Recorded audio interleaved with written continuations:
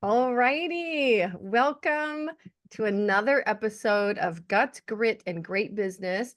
I am Heather Pierce Campbell, the legal website warrior, serving information entrepreneurs throughout the US and around the world. Welcome today to our guest, Blaine Bartlett. Hello, Blaine. Hey, how are you, Heather? It is wonderful to be here. Thank you for the invitation.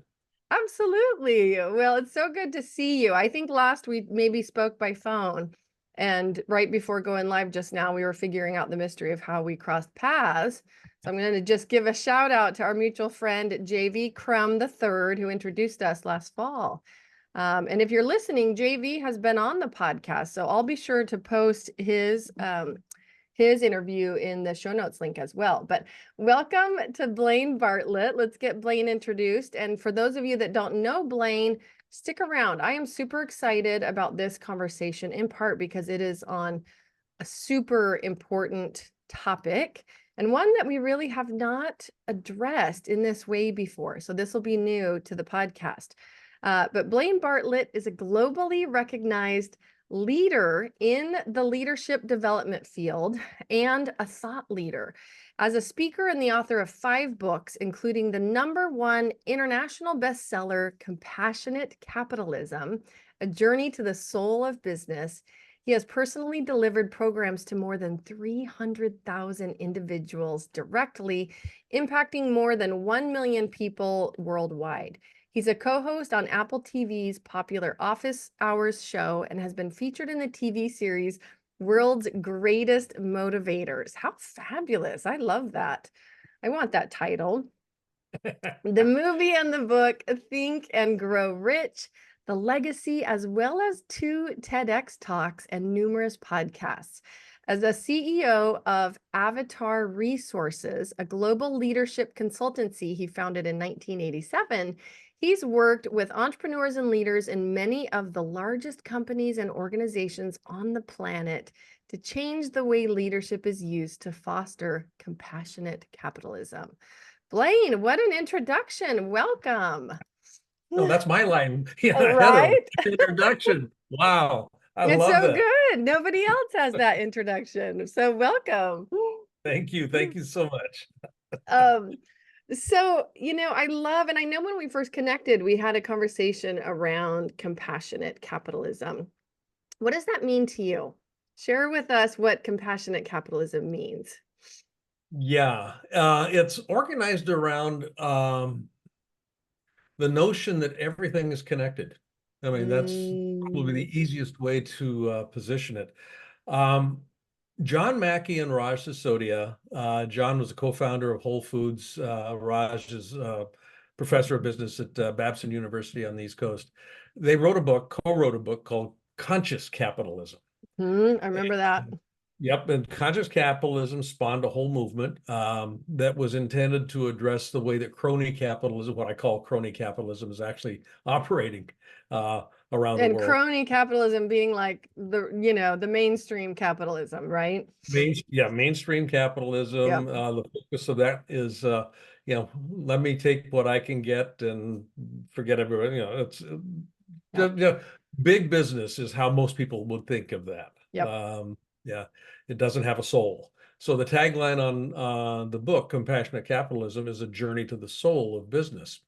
And I was at a dinner, a couple of dinners actually with Raj and John, and we're just kind of kicking the can down the road a little bit here, just having a conversation about the conscious capitalism movement and whatnot. And I said, guys, for me, something's missing in the book. I love what's going on. I love what you've written. I love the fact that you've illuminated the fact that there's a larger stakeholder universe out there than what's typically paid attention to.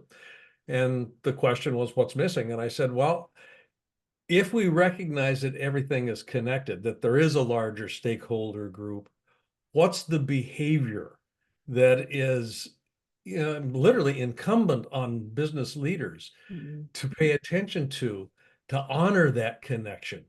And that's where compassion came in. And contrary to how a lot of people think about compassion, it's not a soft, squishy sort of a thing. There's really a hard edge to it. You have to make hard decisions when you're actually behaving compassionately in a business environment. Mm, Yeah, how do you take care of that sixth, seventh, eighth circle out? Because my decisions have ripple consequences. It doesn't just address the immediate need or the immediate problem. So that the notion that, yeah, and actually it was kind of an invitation to number one, recognize that there is connection, but number two, how do I literally behave, yeah, as a consequence of that? Because business is the most pervasive force on the planet. I mean, there's nothing that is not touched by the activity of business. mm. I love a couple of the things that you said, and that really the way that you said them, right? The phrase that stood out earlier is that what is the behavior incumbent on business leaders, right? It makes it feel like, hey guys, this is not optional, right? This is the Yeah. way that we need to be doing business. And I think that's a really important distinction. And then business is the most pervasive influence on the planet, and I think that, so my personal mission, especially in regards to supporting small business owners who don't get access to the legal field and legal services in the same way that big business does, right? But it's that same mission, is that business changes the world and we need to be changing it for the better, right? Yeah. And so my mission is to support those really mission driven folks who are building small businesses that want to deliver services or create an impact through their business. Yeah, and that, yeah, actually, kind of goes back to the definition or the work that I do around compassionate capitalism. It has to do with how I define the purpose of business. Mm-hmm. And a lot of people will think of, and this is crony capitalism writ large, that the purpose of business is to make a profit. That is not the purpose of business, period, the end. That is not the Mm. purpose of business. I need to have a profit to stay in business. There's no question about that. And I love money. I love making a profit. But the purpose of business is to enhance the likelihood of thriving for people that come in contact with my product or service. And if people have an opportunity to thrive because of what I've done or what I've offered, they'll beat a path to my door. Yeah. Mm. People aren't silly. They're going to go where they get uplifted. And that's where compassion comes in. Yeah, because I have to make a decision, and businesses make decisions, or businesses don't make decisions. Business leaders make decisions that are oftentimes organized around the business of the business. Okay, Mhm. we'll make decisions in service of the business. And you talked about, mission. If the purpose of business is to enhance the possibility of thriving, I need to make decisions that are concomitant with that, that are in alignment with that. And if I'm doing that, I will come up to a point where I'm making a tough decision about, boy, yeah, I may have to not take that contract because who I'm climbing in bed with there is not honorable. There's an integrity question. So, and I've done that. I walked away from a $1 million contract once because it just was not going to work well. I could see the writing on the wall, and Mm. it was not in service of thriving. So to Yeah. walk away was in service of thriving. Yes. And boy, did I catch all kinds of noise around that one. Well, yeah, and you raise a really important point just now. I want to backtrack to the phrase around, how we define the purpose of business. And that was really a goosebumps moment, because how many of us have heard the purpose of business is to make money, like over and over and over? If you live in the business world, right, you hear it everywhere. And I do believe that's changing, even in the standard business marketplace. So that's a good thing. I think that's a good sign that we're seeing. Could it have changed a little quicker, a little sooner? Like, could we speed it up? Certainly, right? And that's the conversation, hopefully, that we're having now and today. But the your reframing of the purpose of business being to enhance the likelihood of thriving for those that come into contact with our products, our services, our teams, whatever, just creates such a bigger, more colorful, more beautiful perspective around business, right? Yeah. It's interesting. When I literally, since I was probably 18 years old, just beginning to enter the business world, I mean, really just beginning, I would hear admonitions about be careful, it's a jungle out there. Yeah, all that kind of stuff. And it took me a while to realize this, but you know, jungles are incredibly abundant. There is so much stuff going on in the jungle. Do I have to be careful? Do I have to learn to navigate the territory? Yeah.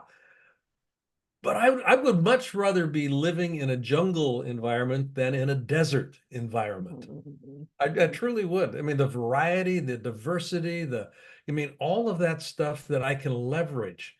And where I started kind of thinking about this was when I was at university and economics. I studied marketing and economics. Economics is the study of scarcity. Hmm. Now that's what economics is. It is. It's a Supply and study of demand. scarcity. That's right. Yeah. How do Mhm. I allocate resources in a scarce, all that stuff. So the mindset of scarcity lends itself to a behavioral set of accumulation. I've got to get mine. There's not enough. There's only so much. So zero sum processes start Yes. to emerge. And it's a, you know, dog eat dog world out there. Well, yeah, not so much. It's really not a dog eat. Now does stuff happen? Yeah, of course stuff happens. But it's a mindset that needs to be adjusted here. If scarcity breeds contraction, Mhm. scarcity begins to inform conversations around there's not enough or there's just enough. Scarcity never looks at there's more than enough. Yeah. A mindset of abundance. It's an abundant universe. Yeah, I cannot outgive the universe. Yeah, I can't. There is so much energy in the universe, and that's all anything is energy. Yeah. Mhm. It's energy that gets transformed into all kinds of stuff, goods, services, and money. I can't, yeah, I always have access to it. First of all, people need to go back because you just delivered in about 3 minutes a master class on life. But where did you, and I would say at what age did you start adopting this mindset? How did you begin to see it differently than so many other people? That's a great question. Well, I grew up on a farm, so I'll just start with that. In the Willamette Valley in Oregon. Went to school at the University of Oregon, and yeah. Um, but I remember walking, and this is one of my TED Talks actually, was nature is the ultimate business guru. Um, Mhm. Nature is the only truly free market system that I have ever found. And Adam Smith, when he wrote The Wealth of Nations, actually used nature as a template. Mhm. Not a lot of people are familiar with that. Um, but the idea of reciprocity, of being a center of distribution, the invisible hands of commerce, all of that comes out of nature. There's nothing in nature that serves as a center of accumulation long term. Everything in nature Mm. eventually is a center of distribution. Yep. So when I got into business, when I started working, um, it became pretty clear pretty quickly that most businesses were pretty toxic to the human soul. Yeah, let that sit with you, folks. I mean, when you think about it and the principles that you're sharing here, how many businesses are based entirely on that principle of accumulation? It's a dog eat dog world. I must be competitive, right? Red ocean, blue ocean talk. Yeah. All that stuff. And the idea of, and it's born out of the Industrial Revolution, a cog and a wheel. I mean, Mm. we standardized work processes and I mean, everything that kind of went along with what happened with businesses when the Industrial Revolution, starting with the cotton gin, we can go back to that, the steam engine and whatnot, but people became replaceable cogs in a wheel. And in order to function effectively, you needed to toe the line. And this is what our education system was built around. Mm. Yeah. Conformity, yeah, standards and strictures, Yep. all that stuff, which all of this conspires to squash the human soul. The human soul is creative. The human spirit is creative. It wants to express. I mean, I watch my grandkids grow up, and I mean, or little puppies, running around the house. They are just free spirits. I love them. And that's not what you see in most workplaces. Mm-mm. You really don't hear laughter very often. You don't experience spontaneity. Mm. Creativity is something that we plan for.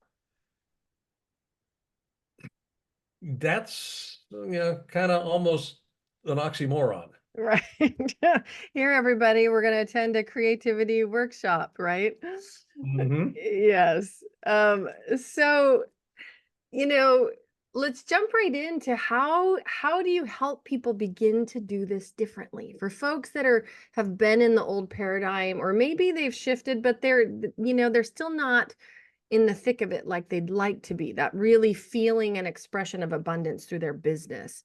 Yeah. Where do they start? Where would you have them start? Wow, that is a great question. And then, yeah, I got a hunch it's, the answer is going to be around, the specifics of the situation. Yeah. It's going to be pretty situational, but just generally. And then, Hmm. this is one of the reasons I started writing. The Compassionate Capitalism book. And that came out, 5.5 years ago. And we hit a chord with that. I mean, literally overnight went to #1 in 5 international markets. That's So there seems to amazing. be some resonance about the Mm. messaging. So something like that, because I mean, I literally I brought in quantum physics as part of the uh, the conversation there. Yeah, everything Uh, is consciousness. Max Planck, who was the father of quantum physics, godfather of quantum physics, we can get behind everything, but we can't seem to get behind consciousness. Everything seems to mm, be predicated on consciousness. Well, what's the implication of that notion when we start looking at these large edifices that we call organizations? mm, What's the consciousness that informs the behavior? That sort of stuff. So part of my answer to that is get curious and start reading things that don't seem to match the field of business. Get outside of the box, yes, I love and that. and then look where the crossover might be. Yeah. That sort of thing. Uh, Well, and I love the tie. You said, what is the consciousness that informs the behavior? There's Dr. John DeMartini, who I've had on this program before, love John. Yeah. talks about a values exercise that he leads people through, right? And he's saying your behaviors will show you where your values are, right? People sometimes get that Absolutely. backwards. And I think there is a difference between folks who are maybe, for lack of a better word, feeling trapped in something in their life or maybe in their business where their values are not being expressed in the way that they would like to, right? So I think Mhm. sometimes values can shift and change, but even starting with studying, like, what are our behaviors right now telling us about what we value in our business or for our clients or whatever it is that we're up to, right? And I think some people miss that. They do. They do. The idea of, success in life, just part and parcel of how, yeah, the work that I do with my clients. I've somebody asked Earl Nightingale. Now, there's a name from the past. Some of your listeners may not know who Earl was. Earl was a recording artist in the 1950s. He Mhm. was the most listened to recording artist in the world in the 1950s. Had this sonorous voice. He was just amazing. Somebody asked him at one point in time how he defined success. And he says, after pausing for a bit, he said, it's the pursuit, the continual pursuit of a worthy ideal. Now, Mm, that worthy ideal piece, when I started working with clients from a leadership perspective, the way that I ended up defining sustainable success, because that's what leaders, tend to true to. How do we sustain success? What's the secret? What's the secret sauce? If I can just crack that code, well, we're off to the races. Sustainable success is about developing the capacity to continuously start over in pursuit of a worthy ideal. mm, Developing the capacity to continuously start over in pursuit of a worthy ideal. If I've got that germ of a passion, that worthy ideal, I'm going to stub my toe. I'm going to fall. Stuff is going to happen. I need to have the capacity, whether, we can call that resilience, we can call it a number of different things, but there is a way to develop, and part of the title of your podcast here speaks to this, developing the capacity to continuously start over.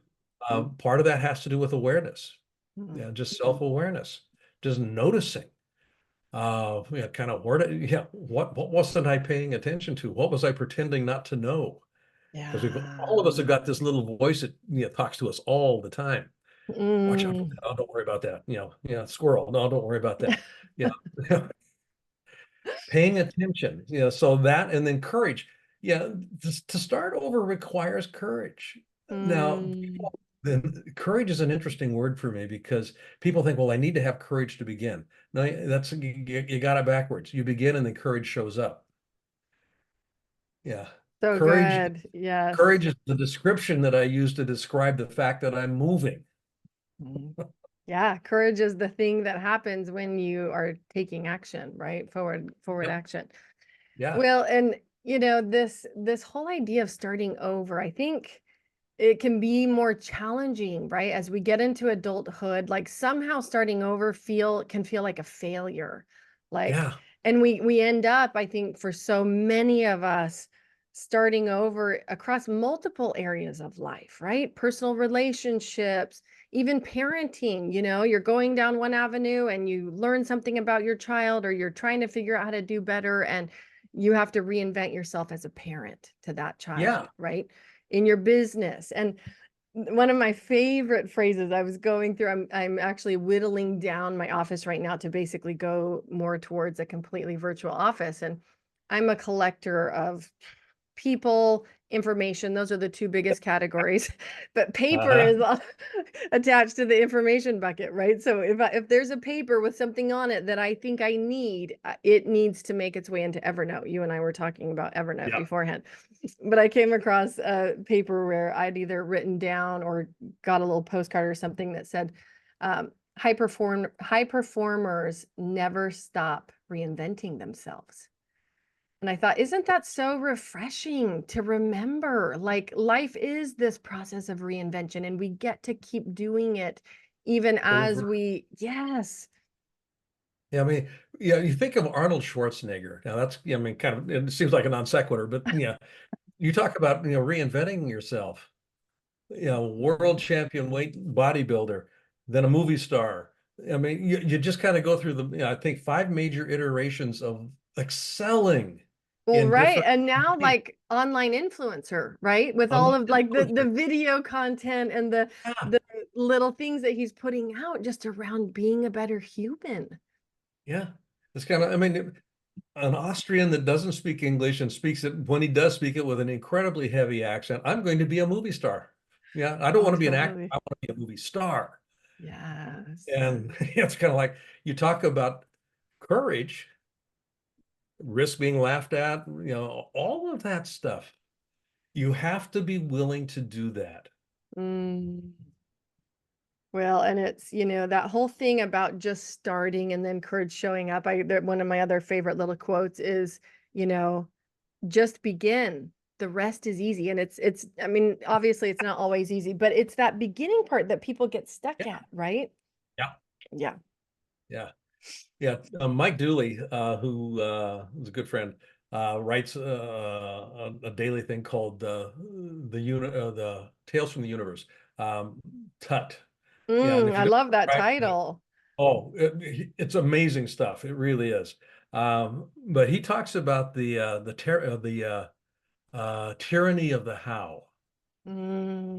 Oh gosh. So, yeah, the idea of I've got a dream in my life. I want to, but I don't know how to do it. And that's the minute how comes Yes. in, it's kind of like, oops, well, okay, I don't know how, There so it I guess goes. Yep. yeah, just start, just start. Yeah.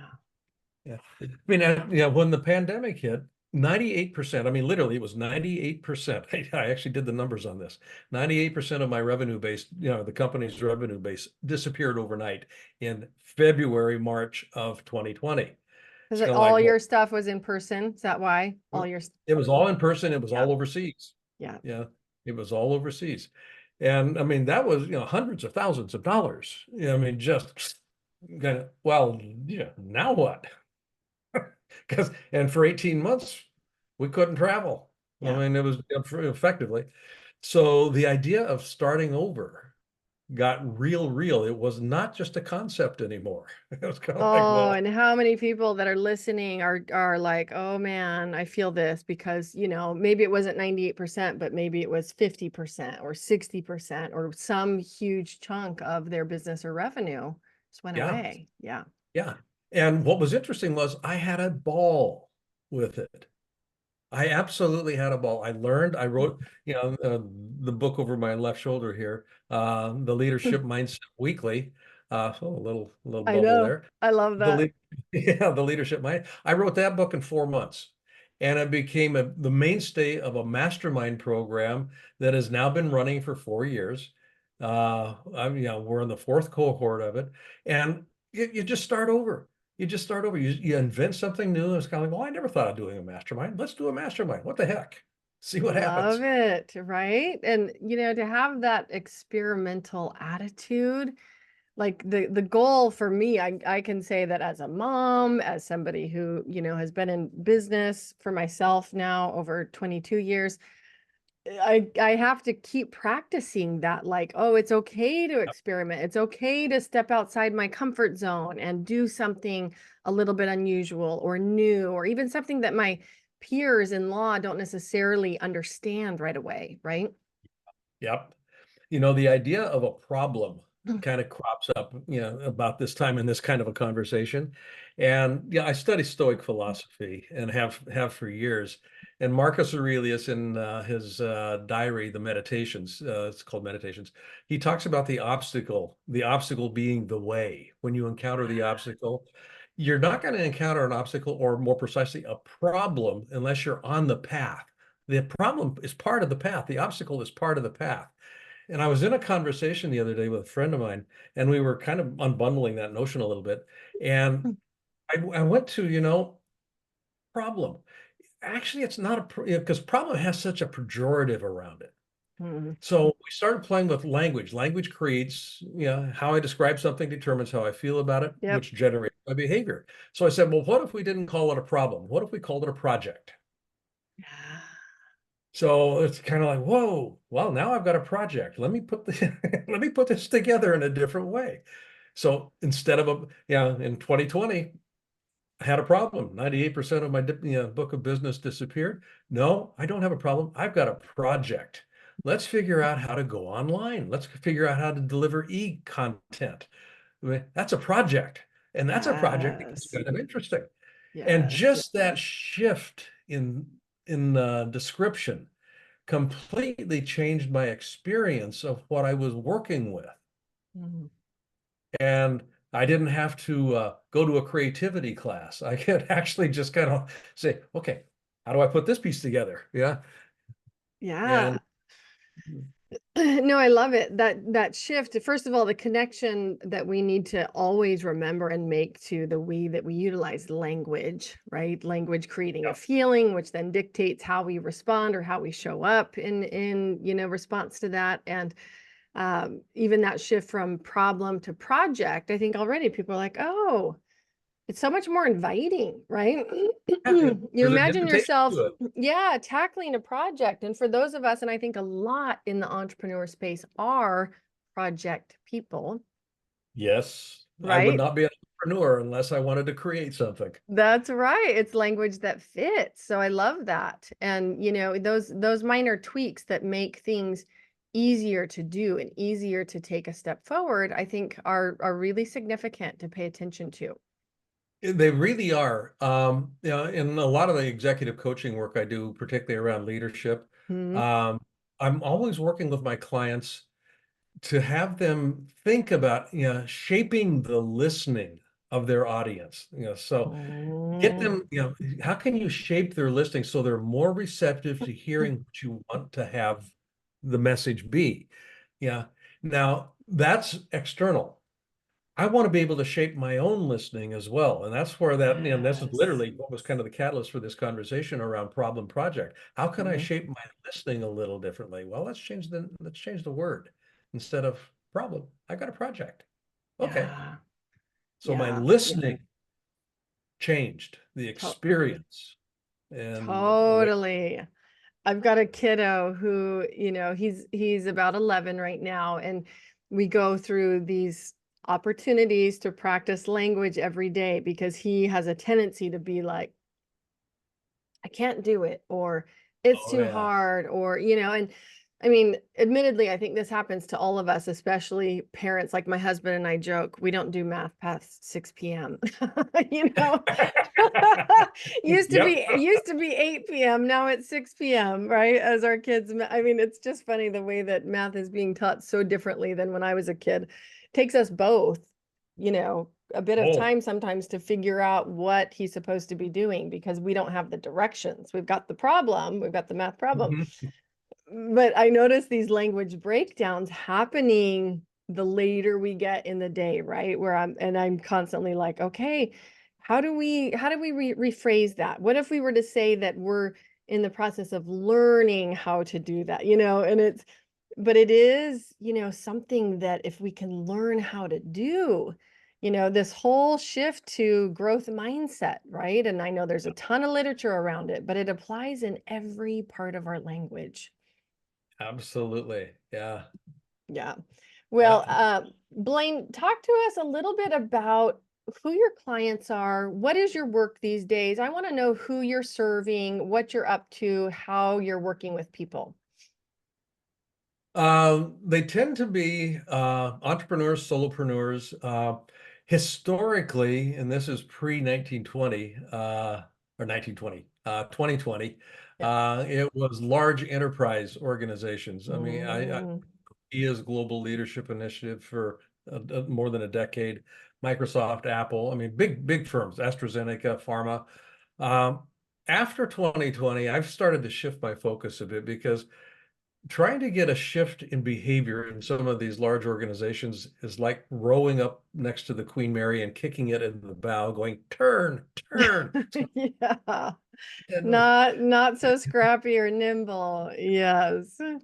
so I've kind of moved the organization, moved the company, and my own focus more towards solopreneurs, entrepreneurs, folks that have a company, family business, family enterprise. It's 100 people or less, generally speaking, Hmm. 200, less. That can actually facilitate a change. That can actually do something different. That makes a difference in their communities and in the families of the people that they're working with and that are working with them. Yeah. So I'm finding that to be a fascinating place to work. I love it. People are creative, they're receptive, they're hungry, they're interested, and they're interesting. Yeah. So that's who I'm working with today. And it's interestingly, gender-wise, it's a pretty even mix. It's about a 50-50 balance between male and female. Well, that's Uh, fun. yeah, I find that to be very, for me, very useful because I get different perspectives. Yeah. No, that's Yeah. great. I've always loved having a good balance in my work as well. Um, and for those folks, what are the ways that you're serving them? Share with us the ways that you are providing support, helping, leadership teams, helping solopreneurs or people, make changes in their business. What are the options? All of the above. Yeah. No, coaching, executive, Mm, one-on-one with executive teams, leadership teams, mm, uh, do different programmatic offerings. Yeah, I mentioned the mastermind group. That typically is a 6-month long mastermind, and ideally, what I've done with that is we've got a senior leader, sometimes the owner and the key person in the company. The second year, because I run this twice a year, every 6 months. The second iteration, they will bring in 2 or 3 of their key people, so that we are now conspiring together. And it's a pretty cost-effective way to bring in a layered leadership approach to the organization that I would have typically done for $1 million at Nokia, as an example. mm, Uh, so it is very cost effective. Articles, books, we've got different programs that are online. I give a mm. lot of stuff away. So We've got a lot of free things that people can take advantage of, as well as some very modestly priced toolkits and that Mm, sort of thing. love it. When your work is underway with these clients, whether it's in mastermind, your coaching, your different programs, what are some of your favorite ahas that you observe your clients having? Um, I've got, one guy I'm working with right now, or that's in the mastermind program itself. Young guy, he's the COO of, what is actually the largest apparel manufacturing company in the Northern Hemisphere, uh, Wow. based offshore. Uh, and the aha has to do with the two the co-CEOs. They both sent me independently emails going, I'm not sure what you're doing with him, but keep it up. Mm, He's doing things we've never thought of, and the way that people are taking to what he's doing is like duck to a water. So mm, he's actually, being able to implement, and that's probably the most gratifying thing, is the ability that people seem to have to implement quickly what it is that we talk about, what it is that I talk about, what it is that we teach. mm. And is It's that, yeah, getting back, because one of the things that you mentioned that I wanted to visit at the beginning, as you said, compassionate capitalism is not the soft, squishy thing. Like there are actually some, tough edges to it. And I think so often in life generally, whether we do things well or whether we do things not well, are about our boundaries, about the level of clarity we have about what should be in our circle, what should be in our bucket, what should be on our list of things to do. So do you find that forward momentum is often about taking things out that are yeah. irrelevant? Yeah. Yeah, I absolutely do. Um, Steve Jobs famously said that part of the secret to his success was knowing what to say no to, not what to say Yes. yes to. And I think that's actually very true. What do we Well, need to say to? totally. And I think especially for those small businesses or, scaling small to medium, that's one of the biggest challenges, right? Is what do you limit? What do you clear off your plate? What do you say no to so that you stay laser focused on what the yes is? Yep. Yeah. Well, Blaine, it's so fun to talk with you. I can tell that you are a wealth of information and resources. I know even just from a brief visit to your site, you've got some awesome resources there. Do you want to share with us where you are at online, as well as where you like for people to connect with you? Yeah. All of in terms of social connection, all of the typical suspects, Yep. LinkedIn, Twitter, Instagram, Facebook, all that kind of stuff. And Blaine Bartlett and there's a YouTube channel. I've got a lot of content on the YouTube channel. Um, Websites, the company website is avatar-resources.com, and that's where we've got a lot of work around compassionate capitalism is kind of located there. My personal website, and the one that I use for almost all of my content, is blainebartlett.com. And on that site, you'll find access to the books, different toolkits and all kinds of stuff that are available. Um, some for free, and some, Mhm. like the toolkit it's a $98 thing, but it's intended for use with your teams. There's a leadership survey, and I'd love, people can actually, this one's completely free.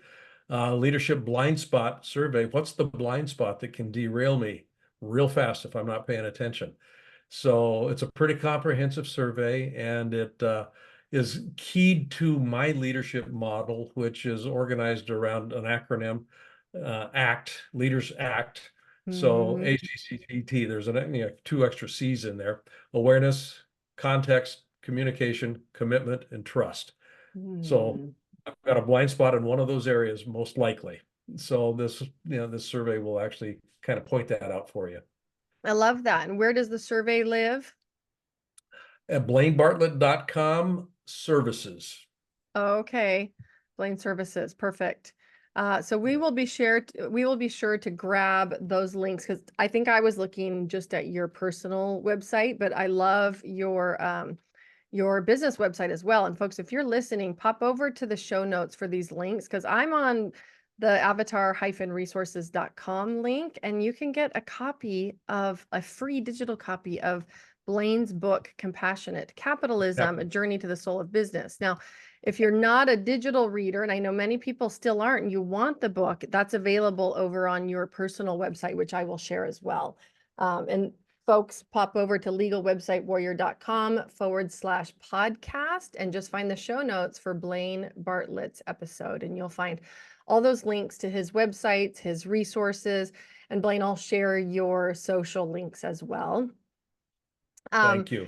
Of course. No, I can tell that I mean, people could probably spend hours on your site and get loads of resources. But folks, if you are like us and you love the conversation around leadership, around business, around how we do this better, and certainly around this concept of compassionate capitalism, which I just love. And I love the twist and the taking it beyond even conscious capitalism, because I think a lot of people are there, like they understand, that conversation, or they've started to have that conversation. And this is really about taking it to the next level. So Blaine, such a treat to connect with you. I know you've already given us so much to think about, but I'd love for you to share with us either one final, takeaway, action step. It could be a favorite quote. What do you want to leave our listeners with today? Great question. Yeah, well, I'll go back to nature. Yeah, I live on Whidbey Island here in the Pacific Northwest near Seattle, and I'm on 11 acres here. So I look out at the water and I walk the forest. And uh, one of the things that has always struck me, and this was true when I was growing up, is the whole center of distribution notion. Yeah. So I guess what I would leave your listeners with would be an invitation to be a center of distribution in your life rather than a center of accumulation. Find ways to give things away, a smile, a hug, whatever it might be, but be a center of distribution, not a center of accumulation, and just give it away freely. Yeah. Yeah. People will use it. Just give it away freely. It doesn't have to be returned. It will get returned in some way, but it doesn't have to. Yeah. Oh, I love that so much. I got goosebumps again about that concept and the tie-in to nature, which for me is huge. I mean, if you go to my website, you'll see nature all over my site as well. I'm Oh, the on your Metcalfe Valley. Yes. Oh, and yes, and just like, for me, so much of like why we're here is just to experience beauty and sustain it, right? And I'm on your site as well, and I'm looking at this beautiful, video of the ocean and the waves coming in and out, and I love the tie-in to nature. I think it's super important for all of us to think about what is that bigger idea, what is that bigger tie-in that we can really connect the purpose and the concept of our business to, so that we do get to shift into being a center for distribution and not accumulation. I love that so much. Blaine, you're a joy. It's such a treat to connect with you. Thank you for joining us today. I'm so excited for my listeners to get to meet you through this conversation and hopefully pop over and follow you on the interwebs and connect with you in other places as well. Thank you, Heather. Blessings to you. Give your family a big hug. Sure will. Appreciate you. Okay. Take care.